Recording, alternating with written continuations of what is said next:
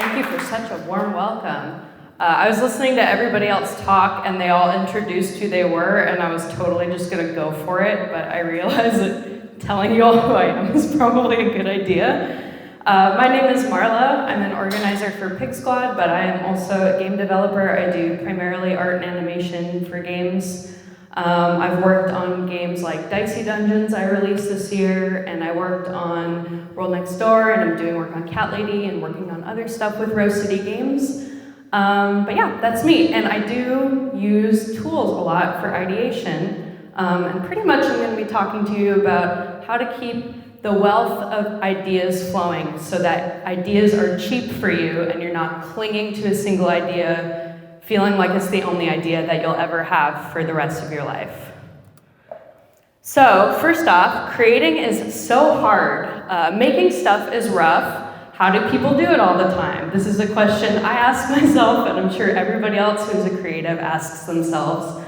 So how do creators that we love come up with this stuff? How do they have so many good ideas? It seems like you're seeing great things on Twitter all the time, and how do people keep doing that?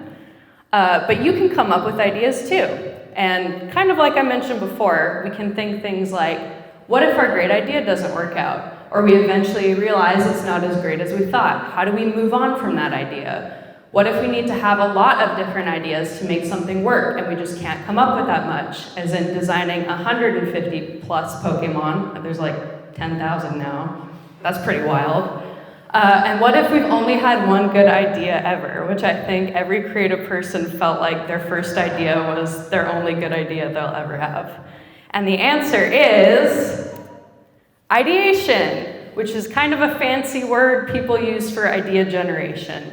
It is the process of generating new ideas for yourself. So coming up with ideas is actually a skill that you can practice and get better at.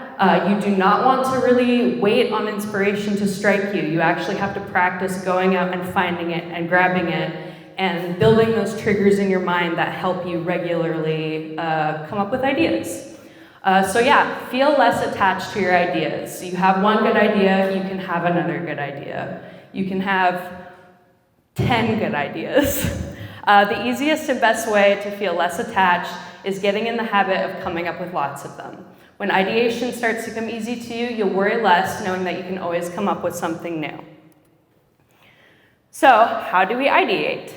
I'll be going over 3 techniques that I regularly use in my creative practice. I'm an artist, but I think that these techniques apply really well to just about any creative practice, especially in video games.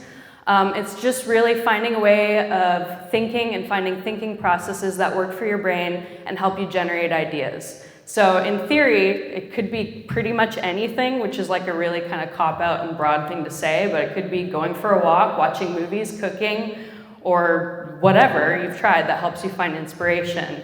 That being said, if you kind of don't have any idea, where to start, there's a couple of tried and true processes that you can start with to get the juices flowing, and I do use all of these.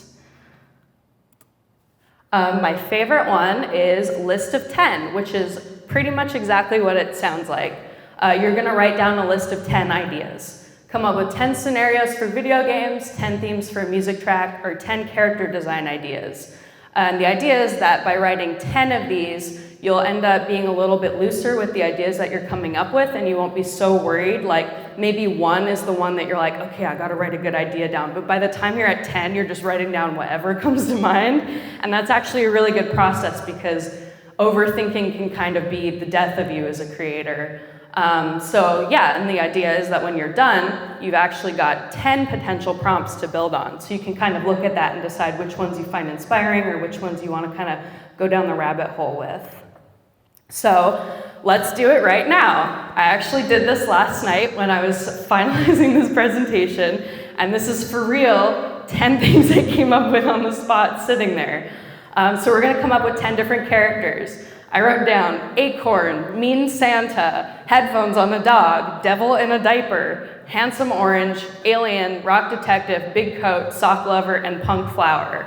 This was in order, and I don't really know what this says about my psyche, but this is what I came up with based off of that. And I think I spent like an hour working on this, and I just got like an hour of 10 character designs done out of absolutely nothing. Like one is literally an acorn, but I really like him. I might use him for something later. Who knows? And you know, like with everything, some of these ideas are good, some are maybe not that great. But that being said, there's 10 characters I've come up with. And then something that might be fun to iterate on is if you really like one of them, then from there make a list of 10 of that and do 10 iterations on that. Maybe they have 10 different body types, 10 different outfits, all that kind of stuff. It's a really good idea to get into the habit of that so you don't get attached to one, and you can kind of look at a variety and really dial in on something that is, you've put a lot of work behind it and you feel good because you know what all the other options are. The next technique is mind mapping. So this is kind of a visual writing technique that I use a lot. It's the act of writing down words or ideas and drawing physical links to new ideas that stem from those. So I started with Diaper Devil because that was clearly the best character design on the last page. And interestingly enough, I actually started getting really interested in them after I did this because it was like, Diaper Devil, is he a demon? Is he a cryptid? Is he a local myth? Is he a normal dude? Does he work at a grocery store? And you can like see where that all went. And at the end of it, I was like, I love the idea of this character working in a grocery store. And I'm kind of, you know, I want to make a game about that. I don't know what it is, but there's something there. So yeah, this is an effective way to get in a flow of just quickly jotting down thoughts and seeing where they lead you, but then also being able to trace back where the initial thought came from, because you're physically writing down the map of all the words that you were coming up with. Yeah, I was surprised that after one of the things from a list of 10, I then had like 5 different ideas about where I could go with that character that I didn't even know about 10 minutes before. And then the last technique is mood boards. These you're probably most familiar with. It's a collection of images and visual stimuli that when grouped together can spark new ideas. So I use mood boards a lot when I'm starting out projects, specifically to kind of like get a feel for environment or vibe or theming in a video game or what I want characters to kind of look like. Yeah, Google Images searches are obviously great. I would really, really highly recommend checking out bookmark features on Twitter and Instagram, especially if you follow a lot of creators that you like. I find it's very hard to go back through my likes on Twitter, but if you bookmark specifically stuff that inspires you, a lot of the times when I'm trying to figure out a character design, I'll actually, instead of starting with a list of 10, I will go through my bookmarks and look at some of the images I find inspiring, make a little mood board of that, and then do a list of 10 based on that, so it's a little bit more focused. But yeah, these are very, very helpful tools. Just save everything that you find inspiring. It's really, really helpful to go back on all that. Yeah, and like I just said, please save all these ideas. A big boon for ideating is creating a backlog or a wealth of ideas that you can come back to when you're feeling stumped. So even if you pick one from your list of 10 that you made, please write the other 9 down somewhere. You may come back to it one day with a new perspective and feel like that's the best idea to pursue. This has happened to me before. This way you also don't have to always jump right into a list of 10 or other ideation techniques, and rather you can look back on ideas that you had already and see which ones you're vibing with at the time. Yeah, so keep yourself a Google Doc, an email thread to yourself if you like to save links, or a physical notebook that has any and all ideas that you deem worthy. I actually have a book I keep with me all the time because I just write stupid stuff down in it. So I'm going to share like 2 of them with you. The first one is game where you're at a library trying to print out memes without people noticing. And this one I just noticed is a game where you buy so much DLC that it becomes a different game. That's just 2 things I thought of, and who knows, it might be my 2 next blockbuster games because I'm going through this list when I'm looking for my next project. Good stuff. So in summation, please don't get too attached to ideas. It's not to say that you shouldn't be passionate about your ideas, but just know that when you get into the practice of doing all this stuff, you will be able to come up with new ideas on demand. And you'll have a healthier creative practice for that just because there'll be so much less anxiety involved with making sure your idea is the one. when you know that there could be different iterations of that idea or another one around the corner. Use existing techniques or try new techniques to help your brain generate ideas. See what works for you. This is a great place to start, but you might find some new technique or weird combo of them is really what works for you. Document everything. Write every idea down immediately, even if you think you'll remember it later, which you will not. And use your backlog of documented ideas and ideating techniques to keep the well of ideas flowing forever and ever and ever and ever. And does anybody have any questions?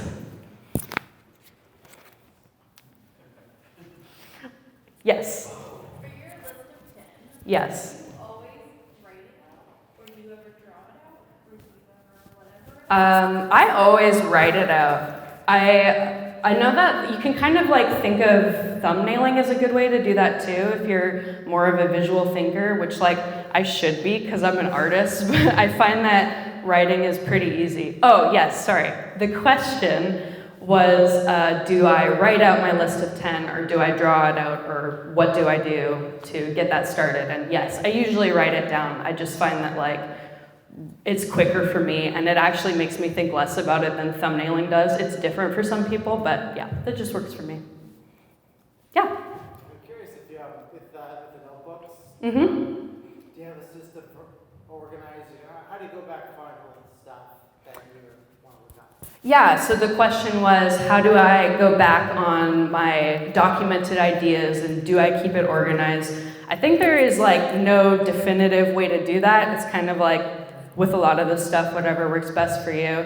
I tend to just keep it like all in one notebook and write them down chronologically as I think about them, and then I actually really enjoy kind of like going back and looking, having to look through everything to read all of those. But if you keep like a Google Doc for yourself or an email thread, it can be really easy to section that stuff out. Just like, this is an idea section for character names, and this is for video game prompts, and this is for color palettes and stuff like that. So organize at your own discretion, I would say. Yes? So when you ideate, do you use all those techniques at once, or do you usually tend to like, okay, usually I do the list of 10 most of the time, or do you like list of 10, draw it out, mood board, and then kind of like, or do you just like pick and choose? Yeah, so the question is, do I usually just do one of those, or do I do a mix of them, or sort of what is the process of how I use those techniques? I think it's kind of a case by case depending on what you're trying to ideate. I just tend to just use list of 10 most of the time, but word map helps a lot when I'm thinking of like narrative stuff or character traits. I find that's pretty good, and then kind of like I did an example here is that I'll use a mashup of them if it's like, oh, I'm coming up with character ideas, but now I'm coming up with traits for that character, so I'll switch over to the word map. And honestly, I find it helps to mix it up just to keep it not boring for you too. Just like, I'm gonna try this one for a while, and I'm gonna try this, and like keep you on your toes a little bit more. Because I feel like, I mean, just like Jack for example, like you have a lot of interesting ideas from that, so you can just go back to the design and like based on what you came out with that stuff. Yeah, for sure. Like using the list of 10, coming up with the character design, and then doing the word map and having a bunch of ideas based off that, I could then go back to doing another 10 versions of that character and, start to see what clicks.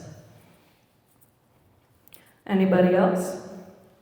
Yeah? Maybe this is the wrong talk, but once you have so many ideas, what's your process of getting rid of some? So the question is, once you have so many ideas, what's the process for getting rid of some?